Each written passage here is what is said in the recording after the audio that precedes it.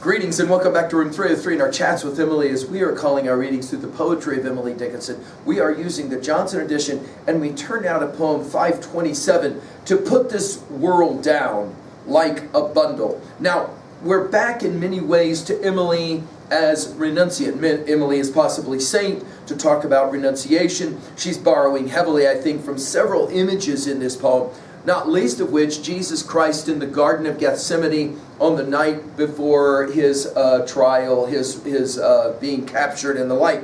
Matthew 26:39. She would remember it from her King James study, let this cup pass from me. Now, the idea of renunciation, of course, she had heard already from her study of Galatians 6:14, Colossians 2:20, Romans 6:3-11, and obviously John 12:24-25. Now, our assumptions are that you've been following our stuff at LearnStrong.net, down that left-hand side, Chats with Emily, our playlist. Hopefully you worked through our set of introductory comments as well as the preceding 526 poems. We just finished with 526 to hear an Uriel sing. Now, the idea for Emily is that the poetic venture is a form of dying to the world, which will make sense because you'll remember that Emily, in many ways, withdrew from the world. And as well, the requirement of what that involves, especially as it relates to the word energy, which is used once and only one time in all of her poetry, and it's here. She'll say it this way.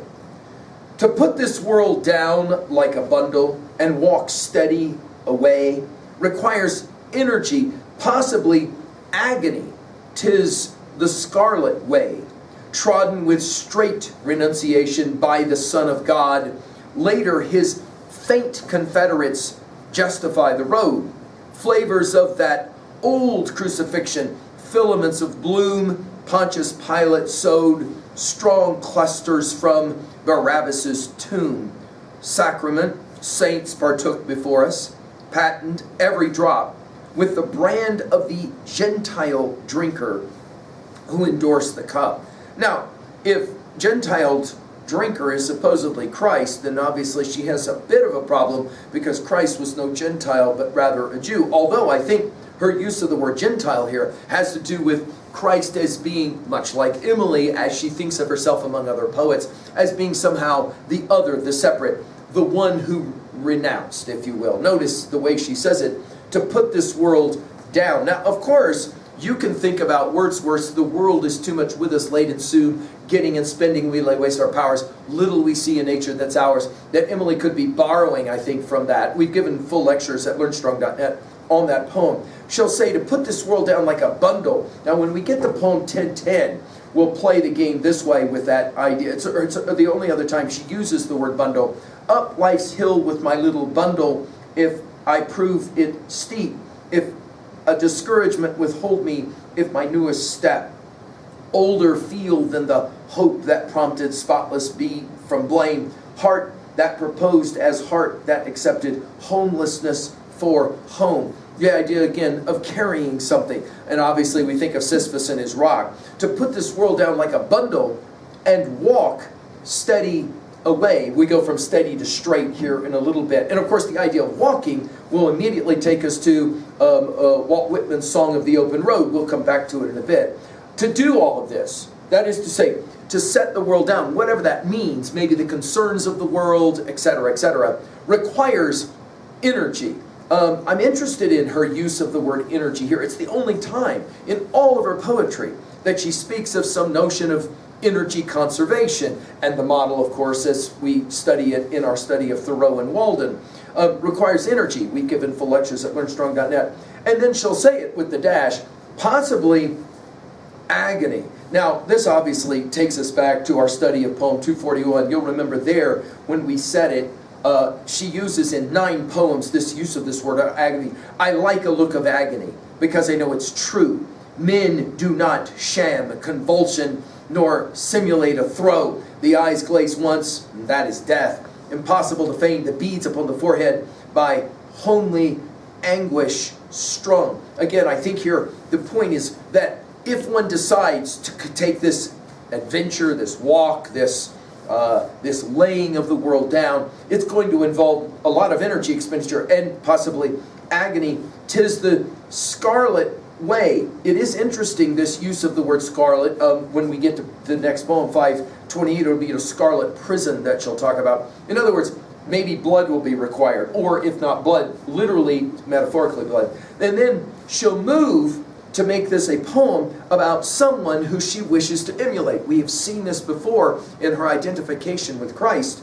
Trodden with the scarlet way, trodden with straight renunciation. Her use of the word straight here will mean direct, right? Direct, straight renunciation. Now, renunciation is a key word for us. When we get to 745, poem 745, we'll enjoy coming back to this study one more time.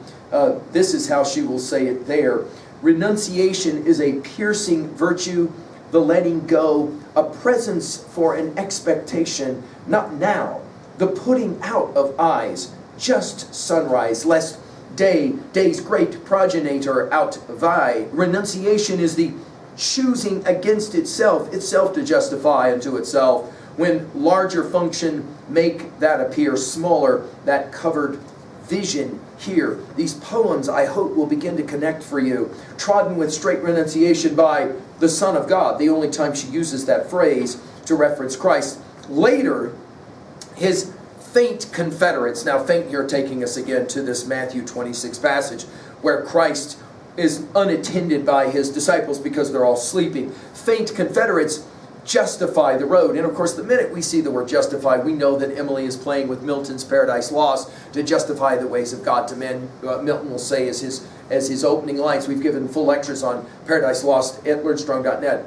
All of that flavors of that old crucifixion. We saw crucifixion used in 295 and 501.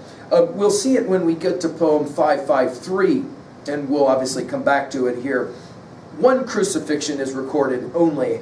How many be is not affirmed of mathematics or history. One Calvary exhibited to stranger, as many be as persons, or peninsula's Gethsemane is but a province in the being center. Judea for country, or crusades achieving too near. Our Lord indeed made compound witness, and yet there's nearer crucifixion than that. So we're back to this idea of the old crucifixion versus the new crucifixion, and then she'll say it. Filaments of bloom, the resurrected Christ's life. Pontius Pilate sowed strong clusters from Barabbas' tomb. You'll remember in our study of Luke 23, 13 through 25, that Barabbas is supposed to be, right, the one, and Christ has to take his place. Ergo, Christ ends up in the tomb that should have been Barabbas's.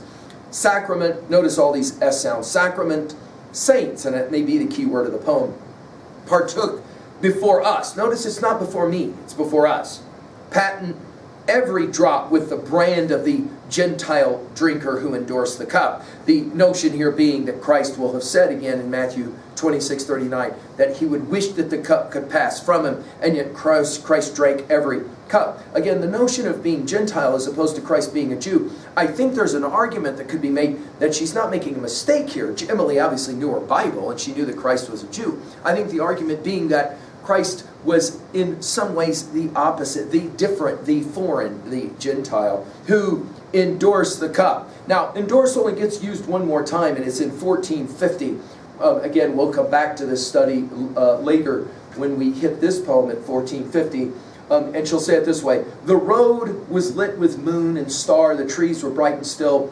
Descried I by the distant light, a traveler on a hill, to magic perpendiculars ascending, though terrain unknown his shimmering ultimate, but he endorsed the sheen.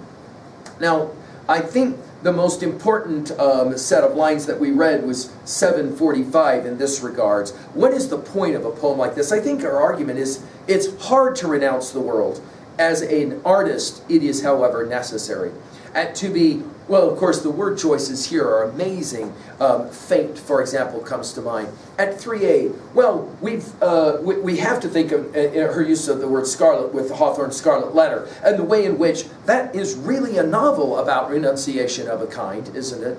And yet, I can't help but think of Walt Whitman's song of the open road. You'll remember in passage 14, we've given full lectures of all of the poems of the deathbed edition of 1892 of Leaves of Grass. at LearnStrong.net. We call that series Talks with Walt. Do you remember this set of lines, though, at the end of Open Road? Alones, let's go. Through struggles and wars, the goal that was named cannot be countermanded. Have the past struggles succeeded? What has succeeded? Yourself, your nation, nature? Now understand me well. It is provided in the essence of things that from any fruition of success, no matter what, shall come forth something to make a greater struggle necessary. My call is the call of battle. I nourish active rebellion. He going with me must go well armed.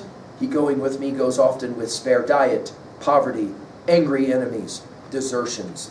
I love to imagine that somehow Emily and Walt could have a conversation together, and he would say, well, that's the way I put it, and she will say, I could do it in fewer words.